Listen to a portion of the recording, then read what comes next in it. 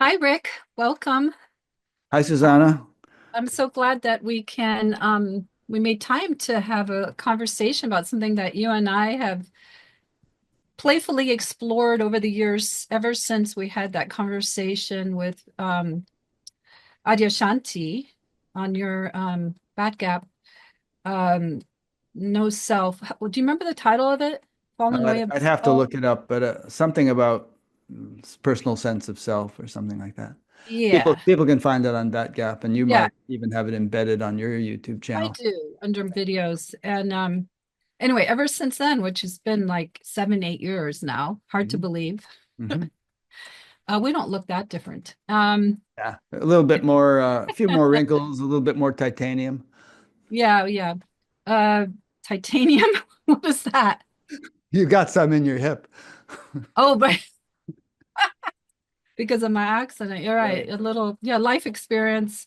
Anyway, so we've been kind of playing pickleball with this subject, Uh-huh. passing it back and forth in different ways. And so I just um, came up with the idea and your game to see what we can do to help unpack it, Yeah.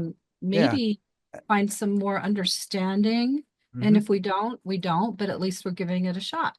Yeah. And that has to Um, do with, yeah. Tell them what the subject yeah, is. exactly. That has to do with the falling away of the sense of self to the point where actually there's nothing, it's completely empty. We have a different way of holding it and seeing it. And and I'm coming from my own personal experience, and you are too. But and you're also have a lot of teachings that you have taken in that are beautiful and contain some real nuggets there that help you to formulate what it is that you feel to be about it. And at the same time, what I really have appreciated, and then I'll stop there, is how you are open, how you're open to just actually not really understanding or knowing what it is that I'm pointing to. Yeah. Yeah. I'm I consider everyone to be a work in progress. As Saint Teresa of Avila said, God is a work in progress, although she used it in slightly different terms. Um, Which is actually completely my experience as well, yeah, right? God is a work in progress. and I can never presume to know what anyone else's subjective experience is, and I fully believe that yours is very profound, and my own experience is nice. I enjoy life, and I would say that my own experience is multidimensional in the sense that there are simultaneously several different paradoxically different aspects to it, which nonetheless are completely harmonious with one another. So if I could put it in a short phrase, I'm everywhere, I'm nowhere, and I'm right here. Okay, let's just slow it down. I'm everywhere. Yeah, I'm there's a everywhere. sense of vastness, not being Process. constrained or constricted or localized. Uh-huh. I'm nowhere, which means, in a sense, I'm not anywhere. I mean, there's a sense of just non-existence, but not in a scary way. And I'm right here. Here I am, Rick, sitting in the chair, dog on my lap. Um, you know, personality, individual interests and motivations, Yeah. and so on. Yeah, yeah. I'm okay. Um, and there's something that knows that. Yes. And that's the part that we're kind of pointing to in our conversation, maybe. Uh-huh. Okay. Yeah, and I want to just add a couple of things. One is that I mean, we've started off great, and I'm sure the whole thing is going to be great. And as you indicate, we've known each other for a long time. We've been close friends for a decade probably, and there's absolutely no contentiousness or animosity or anything between us. As Right. And so this is a friendly discussion, like you might have with or without marijuana, sitting, going on. Well, I think the reality is this. And, Yeah, yeah, yeah, yeah. Around a campfire, yeah, that kind of thing. at the stars, you know? Yeah. And The, no, the, the thing. yeah, I think it's that. And, so we're going to do that. And Yeah. well, Yeah. isn't it just a timeless conversation that people have had since probably early humans in terms of the type of timeless is contemplating the mystery. Yeah. And hashing it out. And it's interesting. I've been studying Vedanta for quite a few years with Swami Sarvapriyananda, and he often quotes Sri Ramakrishna, who is the guru of his lineage.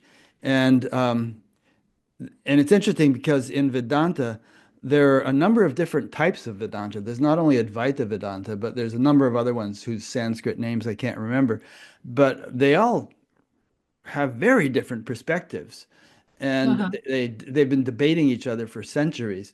And Sri Ramakrishna said they're all right, all of them are right.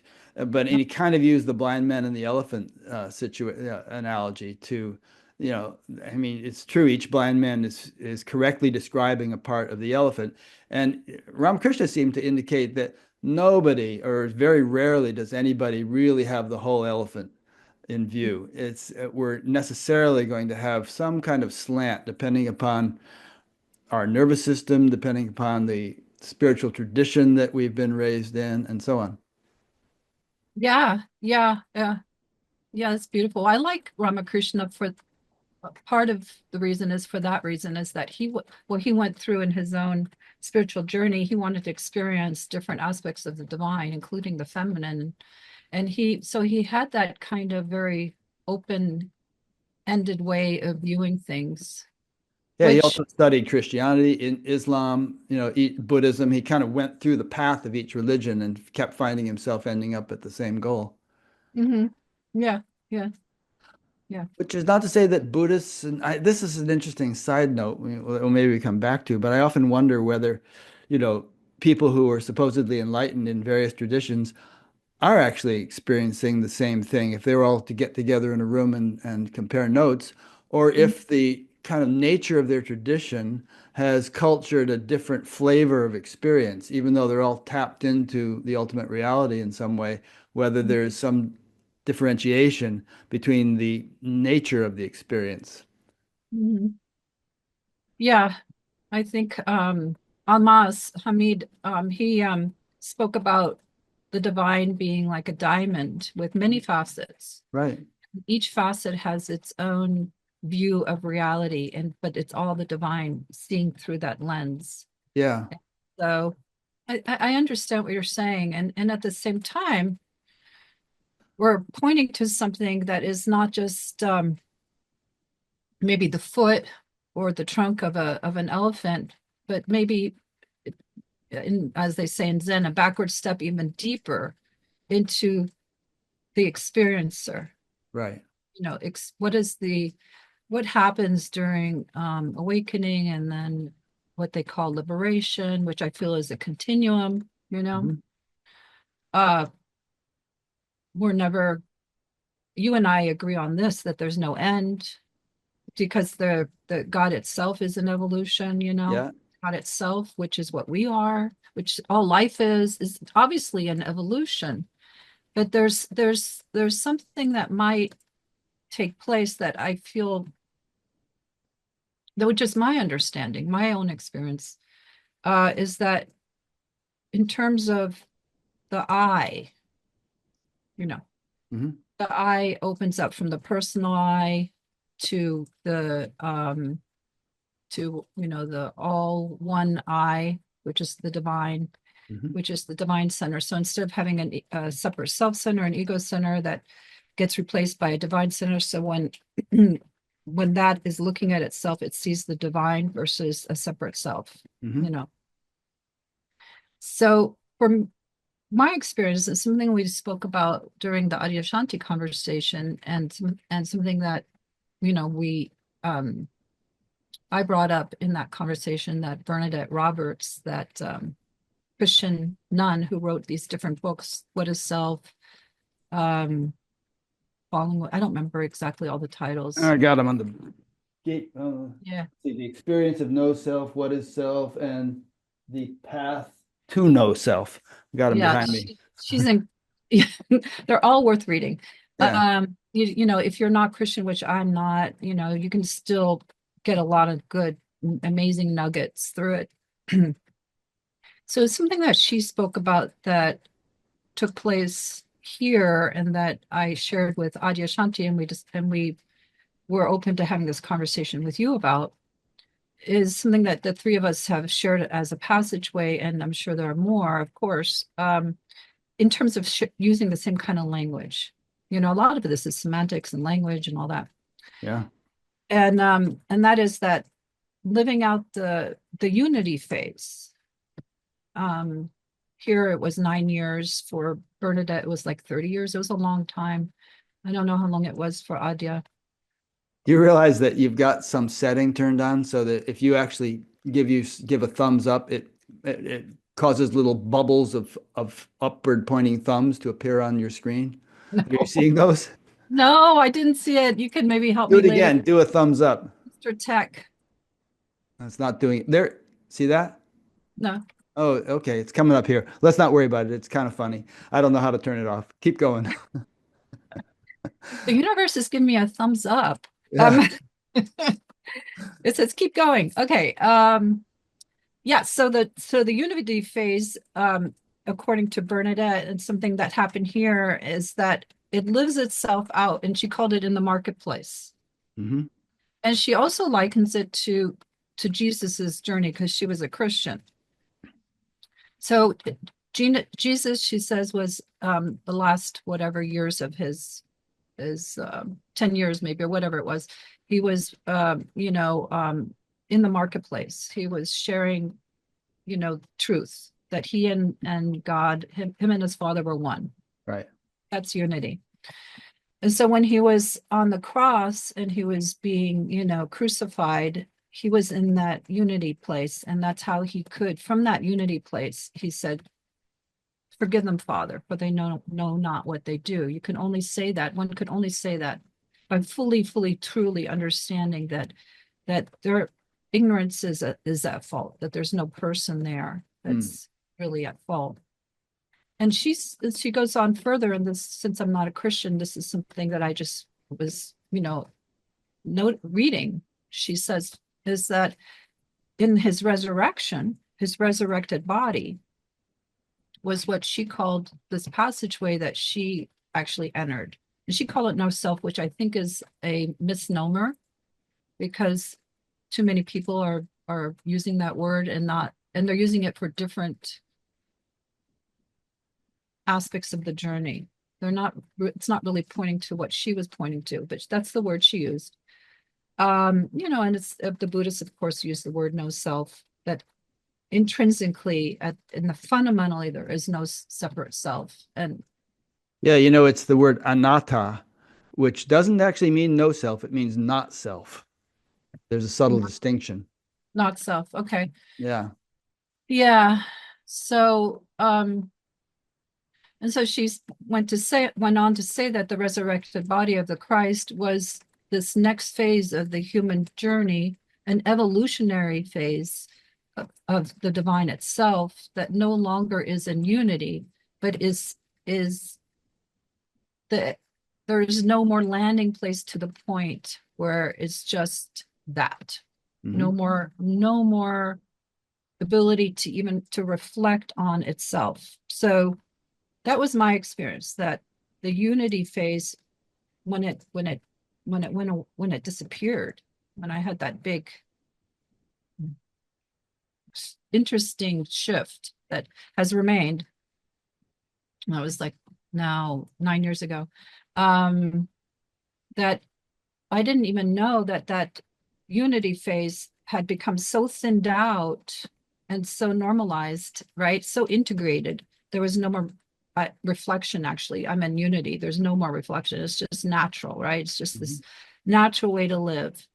But when the shift happened, I saw over time, when I was able to when I saw that landing place of seeing life or viewing life as from the divine, that center, no longer a separate self-center, the divine center of the unity, was no longer able to know itself as that, as one in the same way.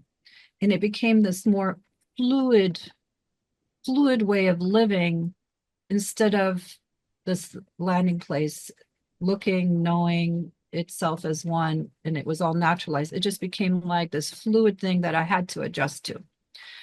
Okay.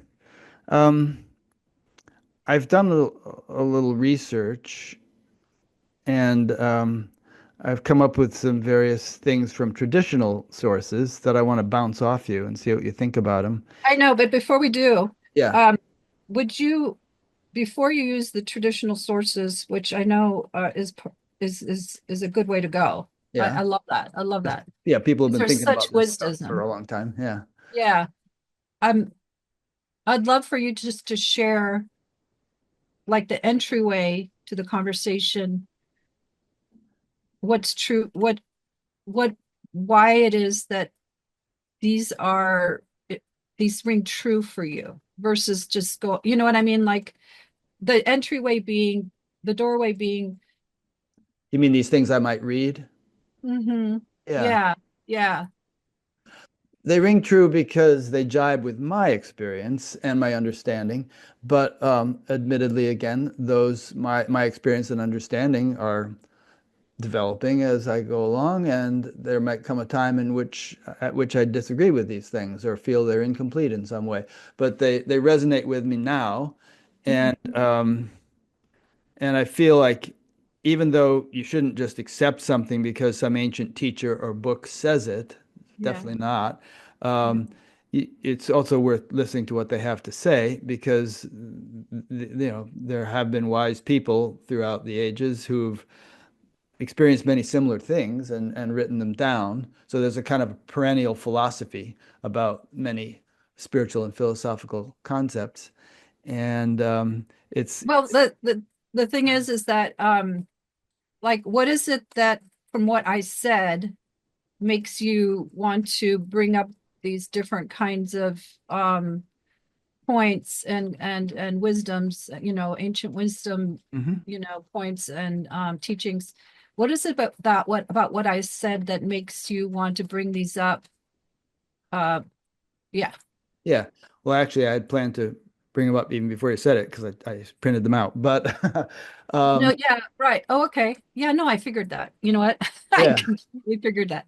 And I'm glad. And that's part of the beauty of this conversation right. is this what you bring to the table.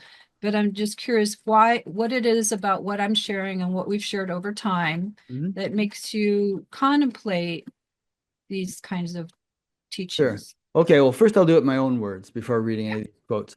And I thought of a couple of analogies. I haven't read these anyplace, I just kind of made them up.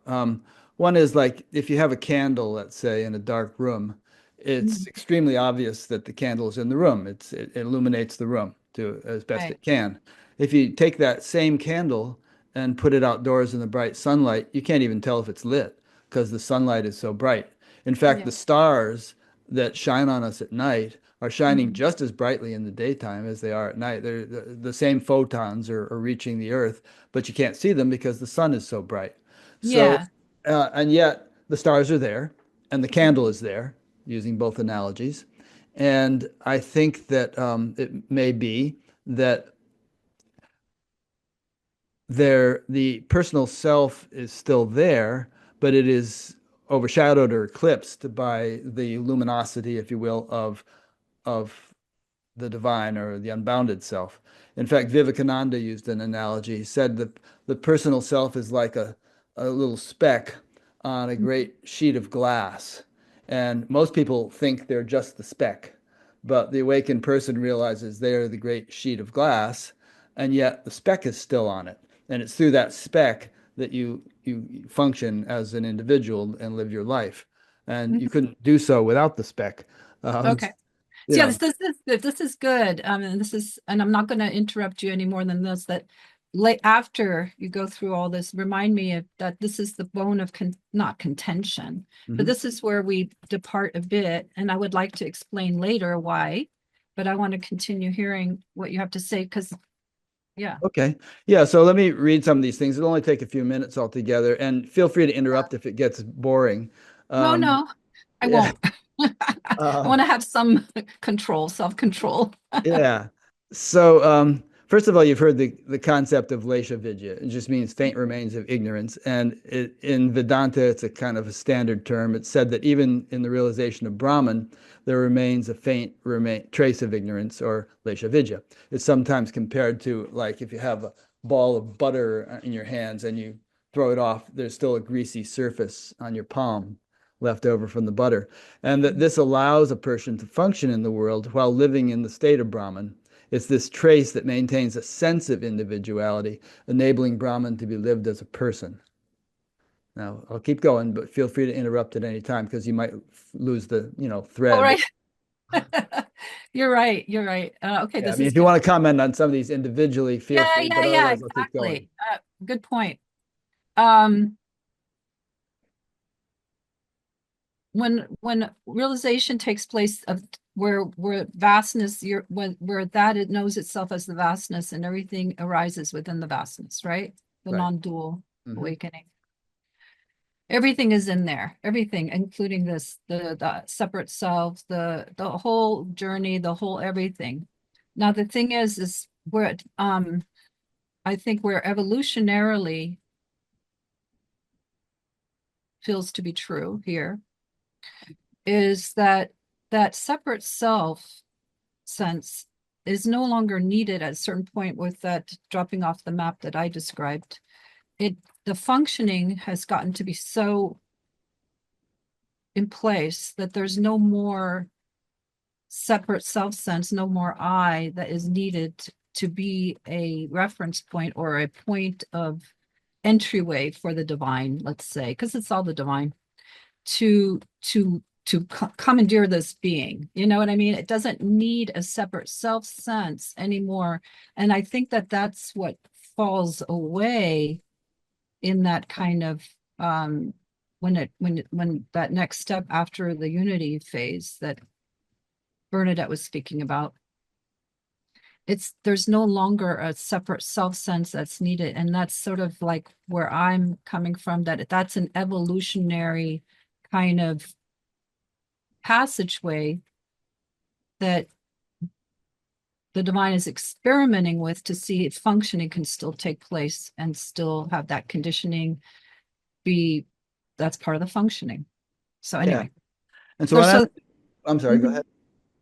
You were that's going to it. say something? Okay, so what I'm suggesting, and I may be wrong, is that the separate self sense may it actually be there, but it's eclipsed like the candle by the sun, Yeah, that it's yeah, I indetectable. hear you. Another analogy might be, the Mississippi River or some river flows into the ocean, and you can't really distinguish it from the ocean, but it's actually in there still as a stream within Yeah, the ocean, a current, yeah, like the yeah, Gulf yeah. Stream or something. Yeah. Oh, I get that. I really do. And maybe we won't really know until like the body falls away what's true. We can have another discussion. Yeah. Yeah. We'll hang out there in Yeah, I will go. Oh, celestial realm. let's do a conversation. But so the separate self sense is a it's almost like like it might be a functioning of the divine. Ah, I'm glad you used that word, functioning. We'll get back to that. Keep going. Functioning of the divine. And my is a proposition. My proposal, my what I propose to be Proposal. true here, Proposition or proposal. Yeah. yeah, is that that's true to that's true until it's no longer true, Hmm. and that that it doesn't need to remain true in order for functioning to take place. That's just the pivot point. Yeah, you might be right.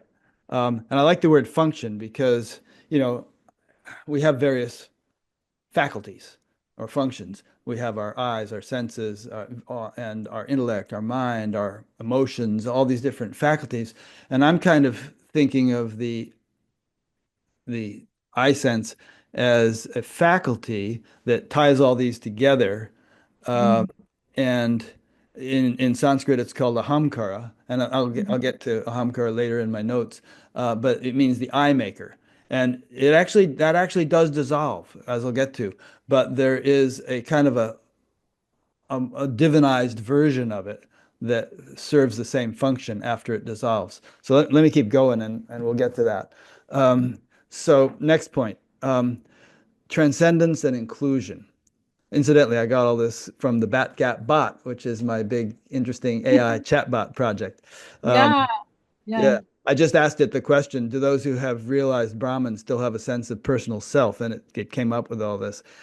So transcendence and inclusion. While Atman is often seen as transcendental, Brahman is inclusive. And you just said that a minute ago. Brahman is said to be the eater of everything.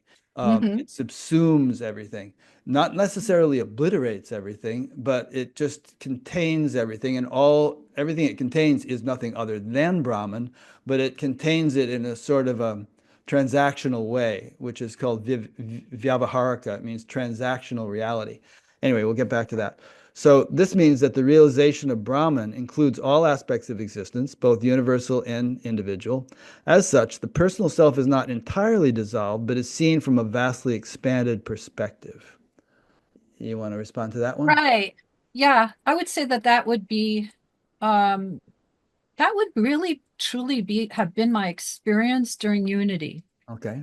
And unity is also a continuum, and it, like, it deepens Yeah. because it is like Brahma's a great eater. It continues to deepen in the understanding that continues to deepen in its understanding that everything is that. And that to me is the beautiful journey that I actually loved. I would have been happy to have stayed in that space.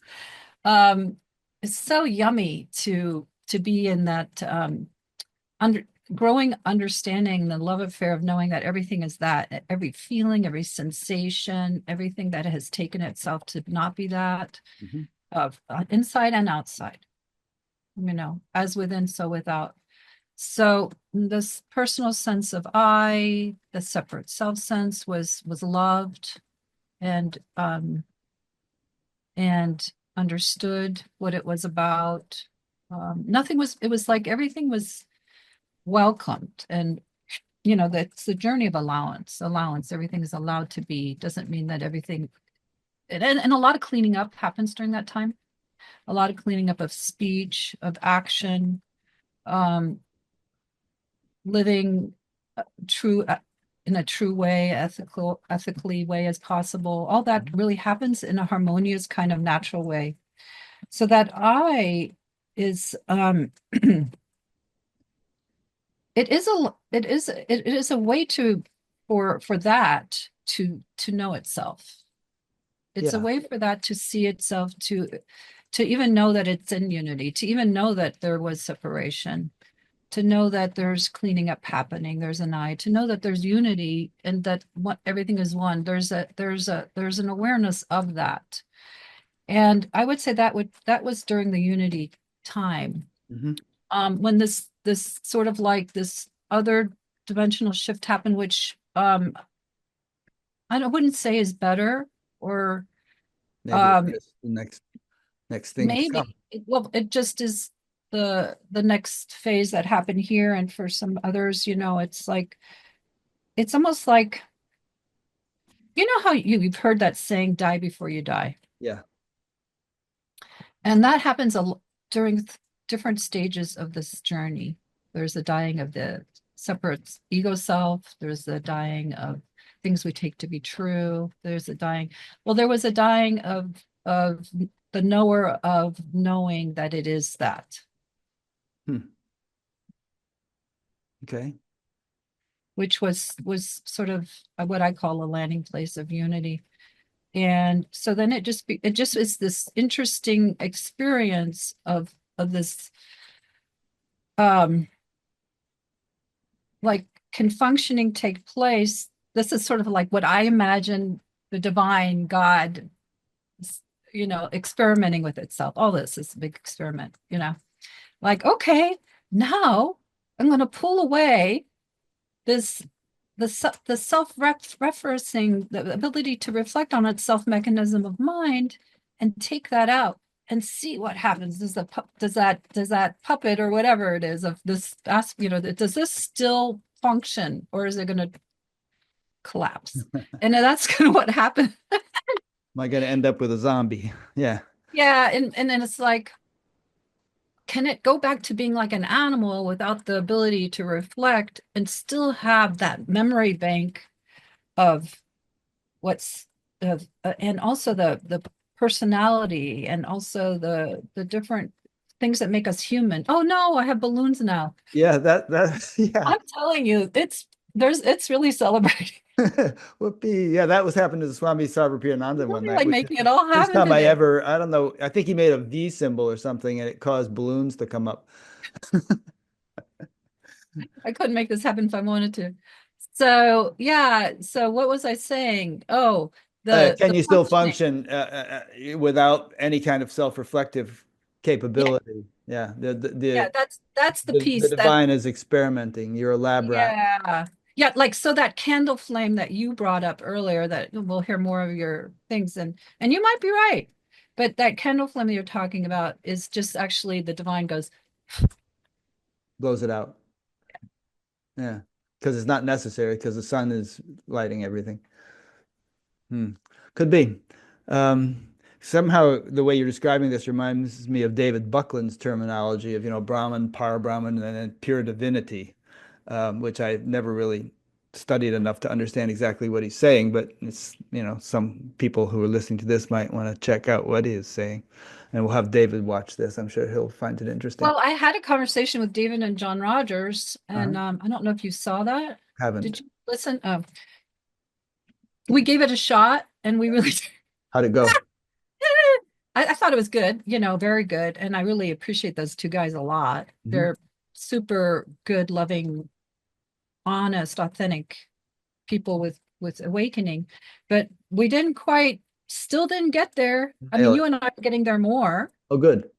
Yay. Pin the tail on the donkey. Yeah, I gotta wear my badge. Got a merit badge for this. Oh, I don't want it to sound like that. It's No, just you're kidding. we're going into it in a deeper way. More Yeah. systematically. Okay, so I'm going to read the next paragraph, and this is kind of working well. We can just comment, we can discuss after each paragraph. It gives us a Cool. little meat to chew on. So, Mhm. personality and functioning. This one seems to be kind of obvious, but let's see what you say. Those who have realized Brahman continue to have distinct personalities, opinions, and preferences. These are expressions of the laws of nature they were born with. The key difference is the shift in perspective from a localized identity to a universal consciousness experiencing itself through the body mind. In essence, while the realization of Brahman transcends the personal self, it does not obliterate it.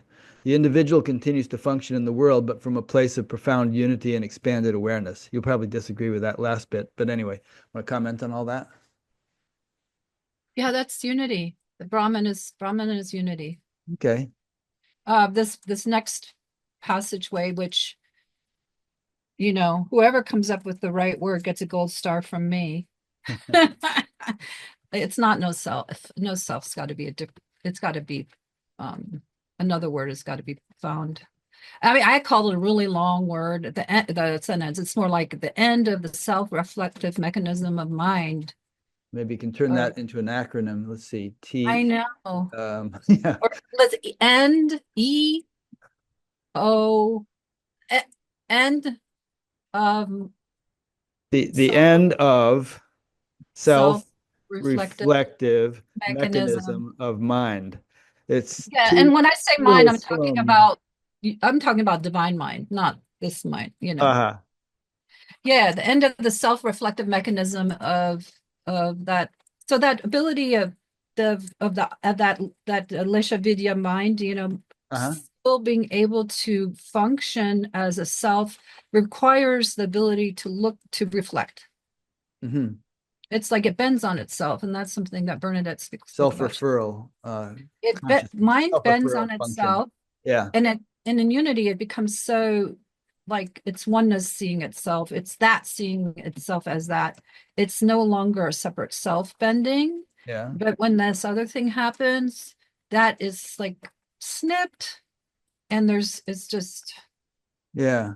So for yeah. you, this other thing happened, but you're now describing it to me, which implies that you have or are reflecting on it in order No, to it describe doesn't. it. That's not. See, Otherwise, how could this you? is good. Yeah, yeah. No, no, it doesn't mean that at all. That's the curious How do you know thing. it happened? That's the curious thing. Everything is known, like that retrieval doesn't require reflection anymore. Well, if you don't reflect, how do you know it happened and how can you describe it? Because there's no need to see. This is, I think it has to do with the fact that everything is known in the now. Everything that exists is in that, time is not what we think of it. Yeah. It's a flow. But how is it known in the now without some kind Because of all self-scrutiny? awareness, because everything is no everything that's taken place, everything, the memory banks are here, Yeah. and it just goes boom. Memory Now, implies remembering something that already happened, but like right now, you are describing your experience as you live it. And you know, just as if you are describing this Kleenex box. It's brown, it has a Kleenex sticking out of it. And, you're kind of able to parse out your experience and formulate it in words. yeah, And that implies that it can be observed in some way. yeah, but it's not. But it's an observation that is stratas instead of It's what? it's stratas of understanding. Stratas. Stratas. Okay, levels or stratas. Yeah. Yeah, it's kind of like the earth contains all these different stratas. And if you take a sliver of the earth in any given time, it's the top layer, it's the next layer, it's the next layer. It's Mhm. all contained in the one sliver. Yeah. So the now ability to know something, speak, function, retrieve information, um, all that is just sort of like this now without the mind. And that's the difference. That's why it was so weird. It took me 2 years. It took like just for the functioning of the body to really uh kind of navigate. Adapt to it. Yeah, just adapting to that new way of being. Yeah. Took a good while. Took a good while because even the body had the memory of being a separate self in the way that it was a doer in some way, Uh-huh. a doer, that so the self-reflective mechanism of mind, when it stopped, it was like, instead of being able to retrieve information the way that and it was like this, Rick. The shift was, it never went back. It wasn't a slow, nice ebbing. It was just like boom, can't look anymore. Huh. If looking happened, it was it was just this now looking. So it was a kind of a sudden thing, like Suzanne Siegel. It just maybe not the same experience as hers, but Yeah, but something I don't know if happened. Suzanne was in Unity. Like, I I don't don't know think her. initially, I don't think so. Yeah, this was like a sudden thing that happened after a long period of this integration process of Unity. So there was no like I'm going crazy. Although I did tell a friend of mine, I said, don't let them put me away. Yeah. Huh. So yeah, so it's like it used to be that when when there was thinking, or when there was uh I still have to use words, so it's kind of it confuses the mind, I guess. When there was pondering happening or reflection happening or looking at, I used to love process.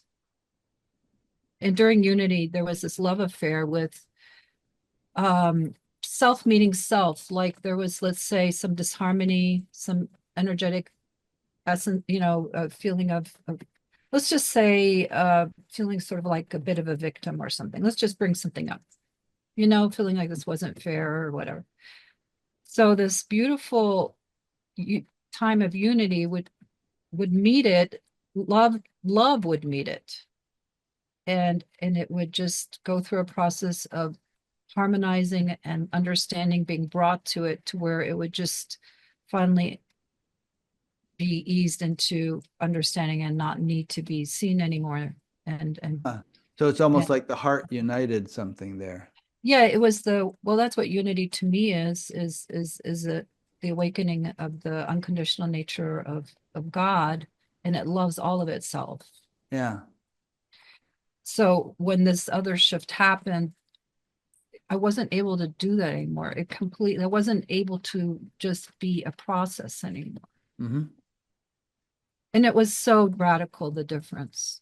Yeah. Yeah. Interesting. Well, Yeah. okay, I could probe that more, but I know it is hard to put in words, but maybe you'll take a few more stabs at it as we go along. Yeah. Um, we already did the speck on the glass analogy.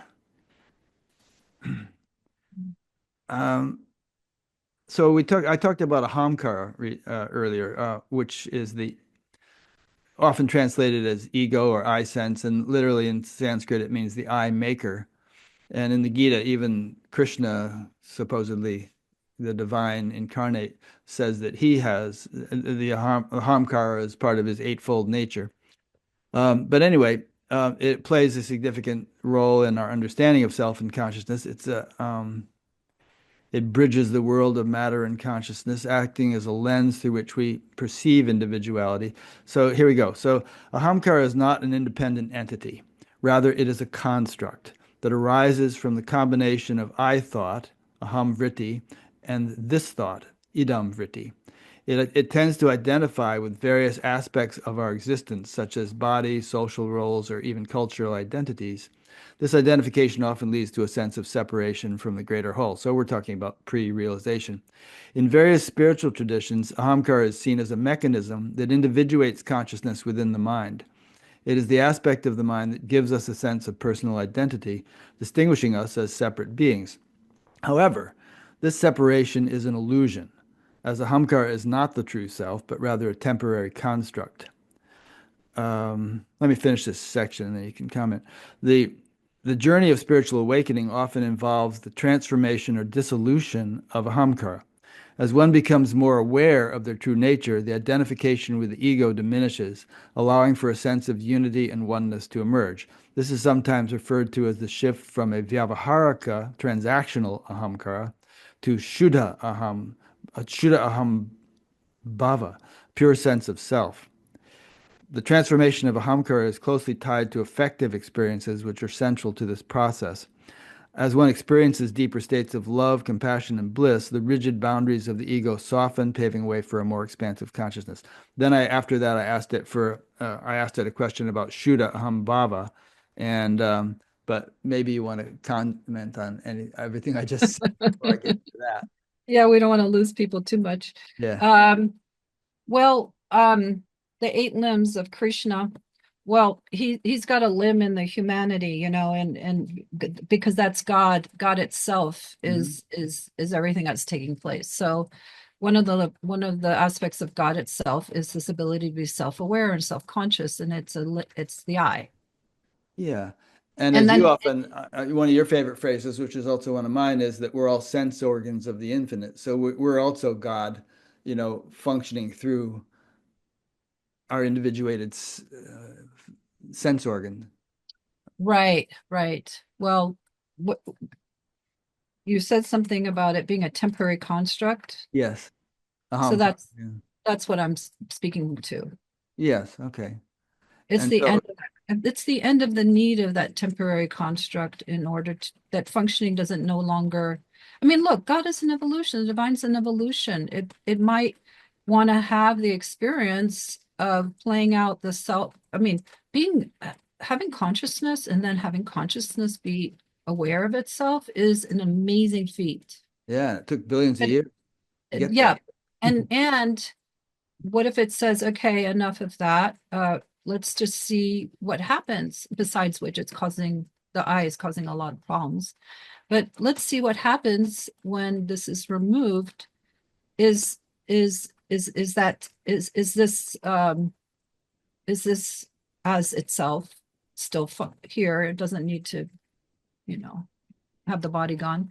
Is this still able to speak and also have that the richness Hmm.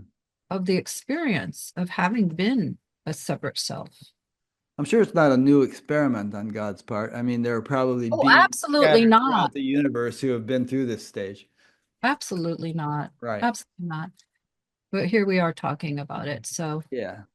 So it's new in from your well, angle. it's new enough in the sense that it's not been added to these, you know. Sure. Yes, these books. Yeah. Yeah. You think. Now that's an interesting thought. I mean, maybe we're reaching a stage in humanity's evolution where where states of experience that we don't find in the ancient scriptures are coming into play, and people are starting to talk about them. Well, but it's also might be that like when I heard what you said, Hmm. I was like, oh, that's unity, that's the ending of unity, and the temporary construct does go. Hmm. The thing is a lot of those beings who wrote those books, they probably fell off the map. And but how do you talk about something so people can understand it?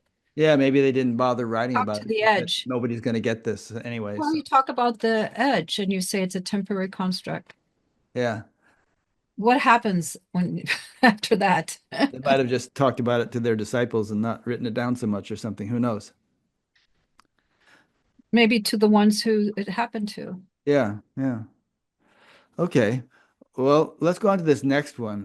Because, as it said earlier, the shift from a transactional ahamkara to a pure sense of self. And then I asked it a question about the Shuddha ahambhava, or the pure sense of self. It refers to a state where the sense of self is no longer clouded by egoic attachments and identifications. In this state, the self is not individuated in the conventional sense, but is experienced as the universal consciousness, or Atman. The enlightened person transcends the limited egoic self, recognizing their oneness with the greater whole. However, it is important to note that while the enlightened being experiences the dissolution of the egoic self, they often retain a functional individuality. Okay, hopefully they usually do, or they're going to die. This means that they can still interact with the world, maintain personal preferences, and exhibit unique personalities, but these are not rooted in a sense of separation or attachment. Um, this is the last bit. The enlightened state does not imply a complete loss of individuality. Instead, it is a shift in the focus of identity from the personal self to the universal self. This shift brings about a sense of boundlessness and interconnectedness with all that is. Enlightenment is often described as the end of suffering, not because all individual characteristics vanish, but because one's identity is no longer confined to the limited separate self. In essence, the enlightened person lives with a paradoxical awareness. They are both an individual expression and an inseparable part of the universal consciousness. This dual awareness allows them to navigate the world with compassion, wisdom, and an absence of personal egoic suffering. So, do you jibe with that, or is that again talking about unity and you're talking about something else beyond that? Yeah. Um, I think it has to do with the point of view that is the one that's listening to this or reading this or Uh-huh. contemplating it, right? Yeah. What the state of consciousness that's perceiving it. Um, the personal individuation. Individuation exists throughout nature. That doggy is different than my doggy. Hmm. So Less that's obedient, not, sure. huh? Less obedient, I'm sure. Probably. My dog is pretty sweet natured, but they have, yeah, they're just unique, aren't they? Everything is. And The variety is the spice of life. Yeah. yeah, and every snowflake, every flower. Didn't the Buddha hold up a flower? Yeah, I think in doing that, I think he was saying it, those who know don't say. It's like nothing can be said. I'm just holding this flower up. There you go. Maybe that's why there's nothing's written about this. Yeah, and then his disciple, I think his name was Ananda, he got it. Um, so Yeah. let me ask you this. So, I know you really well, and over the years, you've expressed certain preferences, things you or don't like, things that you're even kind of afraid of, things that you do like, all kinds of natural, human, personal stuff. So, when you say that stuff, um, kind of explain that in the light of everything you've been saying here, which is that there's no individuality, there's pure divinity. I mean, is it this is just sort of human conditioning in your nervous system that has nothing to do with any kind of agency or volition? Yeah, Yeah, yeah. I would say all those passageways, all those little neurons and neural connections and all that is still, it's still using what is here, what has been learned. It right. doesn't want to, it's conservative. It doesn't want to throw that stuff away. It's part of what makes it so unique. God is unique here. God is unique with you, you Yeah. know, So with these are all every, just neural neural impressions, neural pathways that have been yeah, that has formed. preferences, that has responses, Yeah.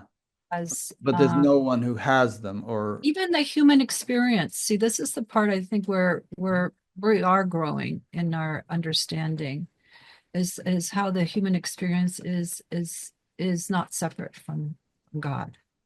yeah, And the human experience, we, you know, God has experiences itself as grief, as sadness, as, I mean, the whales, they cry when, and the dolphins when they lose their babies. sure. And you cried when you lost one of your dogs, and which is Oh yeah, like totally natural and buckets. Yeah, yeah. So there's this movement of life that feels. right. It senses, as you said, the sensing organs of the divine. It feels, it Does it it has, decide? does it what? Does it decide things? I mean, Uh let's say you have a choice. I'm going to go here, I'm going to go there. I'm going to have this for lunch, I'm going to have that for lunch. right. Is that like totally on autopilot, or do you feel like there's some kind of discernment, some kind of discrimination, row gently down, row your boat gently down the stream, but you're dipping your paddle in to steer the boat a little bit this way or a little bit that way? Yeah, right, but there's no you left to seriously, and I'm not just making up like little stories of Oh, I like, know. oh, you know, I'm gonna do an Advaita trip on this conversation. No, but there sincerely is no more decider. And yet decisions are made. Sure. And Everything. sometimes you might even not agonize, but dwell on them for a while before deciding on A or B, maybe. There's a like a movement of sense, like feeling into what's to come, sort Hmm. of, but it's sort of it's in the moment. Yeah. It's sort of like it's a verb more than a decider. It's more like a pondering, but that is pondering itself without any awareness that that is doing it. It's like that part is gone. So deliberation might take place, but it's just kind of a deliberative process that happens automatically. Shall I go visit my daughter or shall I do this? Or, there's Yeah. some decision-making process that might take you a few days sometimes to, make a Oh resolution. yeah, sure. Sure. I'm Yeah. sure that universes are being pondered right now as to whether they should be made or not. Maybe, or maybe they just spurt out. There's yeah, there's that is has its many aspects to itself. Yeah. So so it's completely on autopilot. I mean, in my own experience, there's a great degree of autopilot and spontaneity and things, but I'll check myself and like steer the boat a little bit this way or that. That's the way I experience it. Like, shall I play a game of solitaire on the computer? No, that's a waste of time. There must be something more useful I can do. Don't do the solitaire, even though there's an impulse to do it because it kind of gives me a dopamine rush when I Ah, yeah. but no, I got to do something more constructive. So there's a little decision-making thing that happens where I actually have some wiggle room. I make a choice this rather than that, and then I forget the solitaire because I get engaged in the next thing. Mhm. You don't function that way. No. Okay. Hmm. Don't you? I mean, don't you think, okay, well, I could watch this movie, but no, I better work on my course that I'm going to teach next week. And, I don't have time to watch a movie right now. Don't you go through normal? I mean, there's choices for sure. Mhm. Choices, but it's a how to explain. It's just a movement. It's a new movement. It's it's like if the universe if there was a words for it, it would be like now this, but it doesn't have a separate self that's saying, oh, now it's supposed to do this, and now we're going to do this, and now this is going to happen. This should be better than that. There's none of that. Okay. Yeah, I mean, I could make this stuff up, Rick. No, you're not making it up. I No, mean, I mean, you can't make up stuff. Like you can only be true. I mean, we're, you and we're just being expressing truthfully where we're at and yeah. trying to describe it. That's what we're And doing. I'm trying to understand it, because it Yeah. doesn't seem to be where I'm at, but I'm not suggesting that it's not where you at, not in the No, I least. don't feel that. I Yeah. don't. I just Yeah. kind of, yeah, That's one thing I like about you is how open-minded you are. I mean, that's how you can do what you do for I know. work. I was just going to say I couldn't do Batgap if I were locked into some rigid perspective and No, no, couldn't you hold a accept sort of everybody. a Yeah. innocence about it, even though you have your computer chip, you know, pathways, Yeah. your Gita phrases and all. But that makes you you, and it's a nice part of you. And but you also have this innocent kind of open-eyed wonder of like of curiosity. Yeah. I'm a kid in a candy shop with this stuff. Yeah, it's a good thing. I'm going to read you another quote. This is from a friend of ours whom I don't have permission to identify, although you might guess who it is. But I'm just going to read it just to see if there's any nuggets in here that would Yeah. be interesting. So, no self describes the experience when the sense of individual self gets absorbed into the vastness of totality, or Brahman, as Vedanta calls it. In this state, nothing is separate from Brahman, and the sense of me and self in relation dissolves into a pure, uncomplicated sense of this. Everything is experienced as just this, without any individual self. However, there's always a however. However, a subtle self function remains, establishing the vantage point from where Brahman sees, experiences, and functions as Brahman. One experiences, I am Brahman, the totality, sitting in this place, looking from these eyes, speaking with this voice. This self function continues to generate motivations, ideas, attitudes, and perceptions necessary for life in Brahman consciousness. There is nothing but Brahman, and no self can be distinguished from Brahman. Brahman moves within Brahman, and there is nothing separate doing anything. Brahman is the doer, Brahman is the charioteer. That's a phrase from some Vedic literature. We can still say there is a self, the extremely attenuated self function, operating as Brahman, moving within Brahman. The experience is not a self doing anything, but of Brahman doing everything. Understanding this helps to live the awakening deeply. The subtle self sense allows the necessary functioning without duality or separateness. For practical purposes, we can talk about a self after realizing Brahman, but it is nothing but Brahman moving within Brahman. This is also true for everything in the universe after realizing Brahman. Therefore, we can still talk about a self and a universe post realization of Brahman. Oh Does that add anything? my God. Yeah, I mean, it doesn't add anything. It's pretty much the same. It's like it's there's still something that knows that there's a self there. There is. Yeah, and that's not what I'm talking about. Oh, there isn't with you. Okay. No. Yeah. Huh. It's another um it's almost like I just had this vision of a visual of going into a pond. I don't know if it's going to be accurate enough, but I'll just go with it. Of going into a pond and going underwater in a pond, and then you're one with the pond. You feel it, and but there's still a skin there. There's Sure. still like a knower of the pond, knowing that there's the individualness is in underwater in the pond, and knowing that, and even if that knower knows that it's the same thing and it's made of the same thing, it's Brahman, it's whatever. There's still a knower of it. There's still some kind of veil. It's still kind of skin, Yeah, like that's a what they bubble. call the Lesha Vidya, I guess. Yeah, I like another visual is a bubble of a water bubble, a soap bubble, Uh-huh. and inside is air and outside is air, and there's just this very translucent kind of skin around it, Yeah. sort of creating a bit of a differentiation Hmm. between this and that. Right. So that was what unity was like for me, even though I didn't sense the skin anymore. It was because it gets so normalized, it gets so undifferentiated, I guess. And then you don't know it until this pop happens, little pop, Uh-huh. and then there's no more inside outside and no more knower of anything of that difference anymore.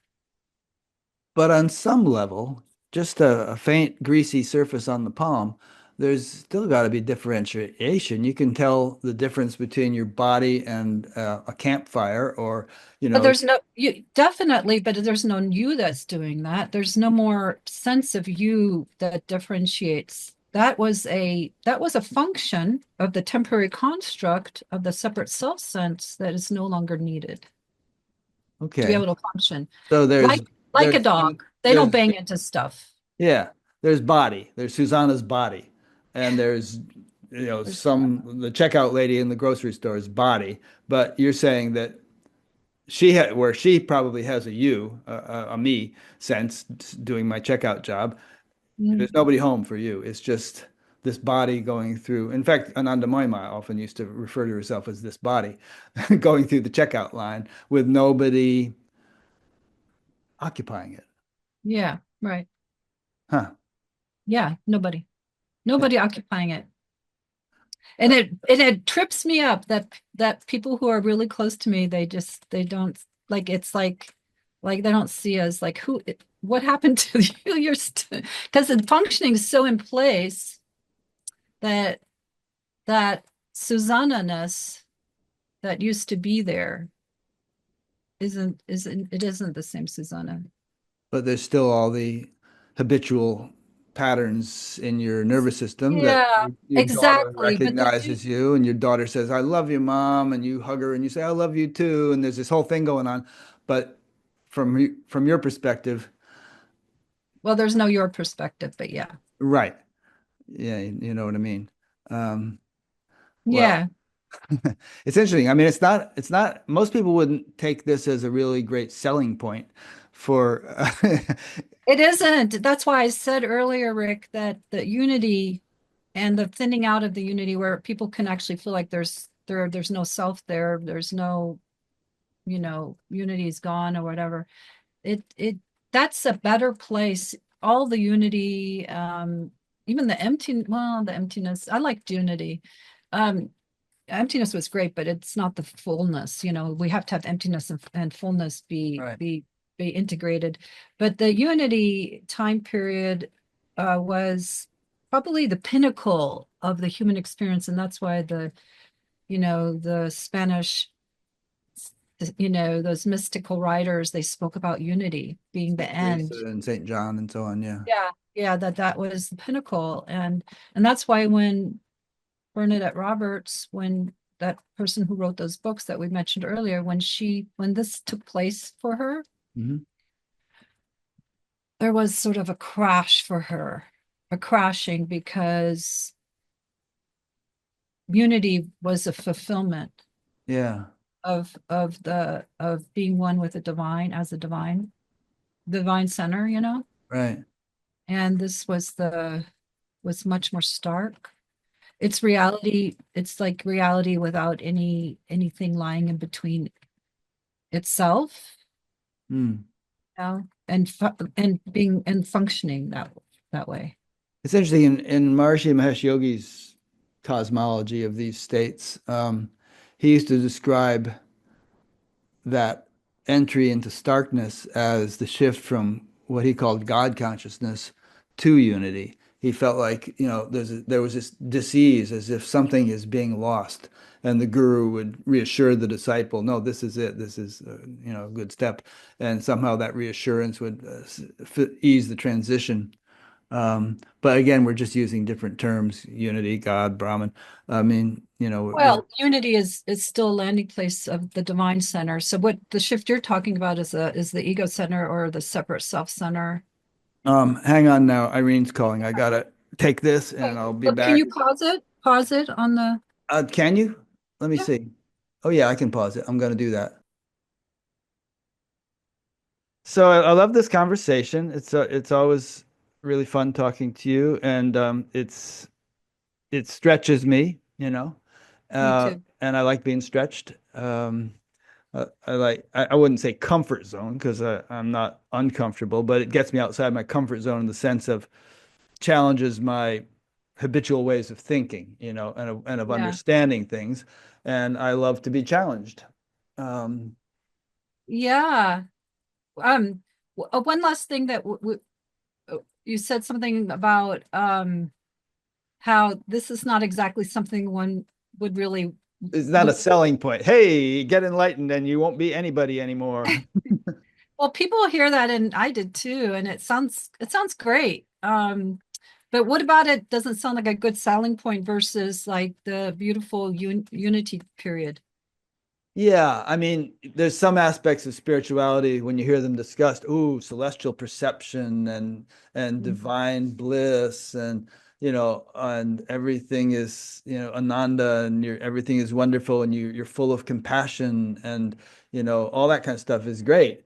And this sounds kind of more of a nobody home, nobody to experience anything. Now, I suspect you would say that you can still have all the things I just mentioned, the bliss, the compassion, all that stuff, but there's just no you having it. It's somehow or other just your body mind system is displaying these qualities and having these emotions, but there isn't a an entity who actually has them. It's this, I don't know. So yeah, actually a minute ago, we discussed that when we were off camera for a second, we discussed that perhaps we would try to summarize each other's perspectives, and so I'm doing it now.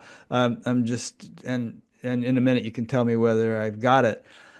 But I guess whatever it is in most people, the vast majority of humanity, that gives them the feeling that there is some author of action, howsoever attenuated, howsoever subtle, is 100% gone for you. It's not like some Laisha Vidya thing. It's not some faint remains, um, not some subtle self still serving as a function in the structure of your personality. It's that bit is totally gone, and everything gets along just fine without it. Okay, Yeah. that's my summary. And do you believe that? And throw in your own personal feeling about that. Do you feel like that could be true? It could be true. I'm not absolutely sure that it is. I still think possibly that this could be a stage, and at some point you'll think, oh, that was a stage, and now this is happening, and it's different than I thought. It could Hmm. happen. I don't know. Yeah. And in my own case, I might feel at some point, I got it. I know what she was talking about. Now I'm experiencing that. And boy, Yeah, right. I was such a klutz. I couldn't get it. Now I got it. Oh. But I don't know. Who knows? Yeah, yeah. Yeah, well, this has been going on 9 years, so that's a pretty long stretch. If it needed to go back to being a separate self in order to of any type to function, that would be kind of weird. You know that I went through that accident, and Oh I yeah. was I for guess the 3, audience knows, but some of the audience might not. You had a very bad car accident nearly 2 years ago, yeah, right? yeah, in a year and a half ago. Right. And someone hit me, and it ended up in the trauma unit for 3 nights on a hard metal cot with 9 broken bones for 3 days. They No didn't. mattress, or there must have been some mattress. Just No, just right on the metal. well, maybe they had a pad, like Yeah, a thin like pad. a one of those little medical pads things. Yeah. they didn't change my gown, and I didn't have They any weren't pain giving you the meds. proper anesthetics. No No. pain meds. Jeez. I was vomiting from having a concussion, and they didn't hydrate me correctly. It was really a hell zone. Yeah. And the only reason I'm bringing it up is because it was just everything that that that I sense or whatever. It didn't feel the need to come back for anything. So this all this yucky stuff was happening, but it wasn't happening to anyone. It was just happening, and it was It's like happening. sucked in the moment, like in the Yeah. moment, pain in the moment, moaning and Oh God. crying or whatever in the moment. It sucked. Yeah, Yeah, it was. yeah. See, my trigger reaction, my knee-jerk reaction is to say, yeah, but and then obviously I start using pronouns that probably aren't Yeah, appropriate, but yeah, but somebody, you knew it was happening. You can tell me about it now. You remember it. it Uh, knows. It knows. it knows. And so it was happening to God. It was happening to the Yeah, universe. It was happening to unbounded just like consciousness. a tree falls, and it no, it's that falling. Yeah, If it falls on a rabbit, the rabbit hurts. right. Okay, so this is another little point that I haven't brought out. So that was happening to you.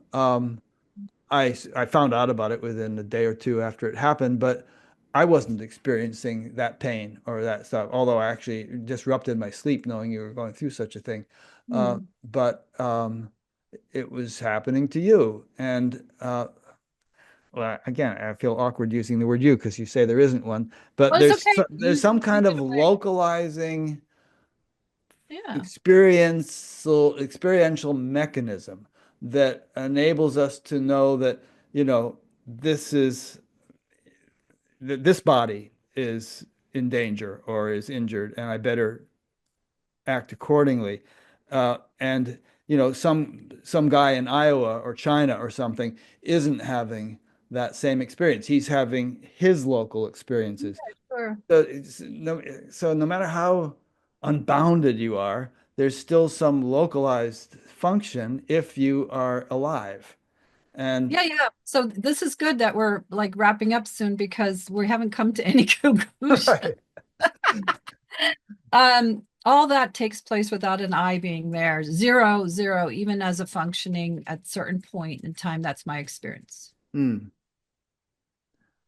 Yeah. Yeah. And we can't know something we don't know. No, Like it's incomprehensible to me. we I can't mean, peek behind the yeah. curtain. I'm not saying that this is something that is behind the curtain for you or should be or anything. We just can't know another dimension of reality. We can't know it. No, very true. Knowledge is different in different states of consciousness, as Maharishi used to always love to say, and very different. And But I appreciate us trying. And because you know why? It's a good conversation. It's an important conversation. And we're not calling it no self, everybody. No more no self. I'm not using that anymore. right, Because it's too we're confusing. calling it People, TEOSRMM. what does that spell? I don't know, I forgot. But that's the acronym for the words you used. Yeah, it'll come. Yeah. The experience of SRMM, self-recognition. I don't know, Mother Mira. I don't know what the MM stands for. That's the ending of the self-reflective mechanism of mind. There you go. The ending of the self-reflective mechanism of mind. Do you think animals have a self-reflective mechanism of mind? No, no, Huh. no. I think that it's similar to what I experienced, but with the past being accessible as a sliver of the earth, as I said, of all the stratas. So it can say and work with people and say, oh yeah, having a separate self hurts and all that.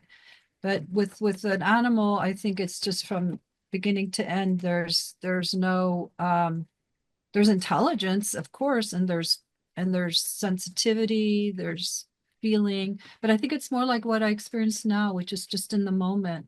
Uh-huh.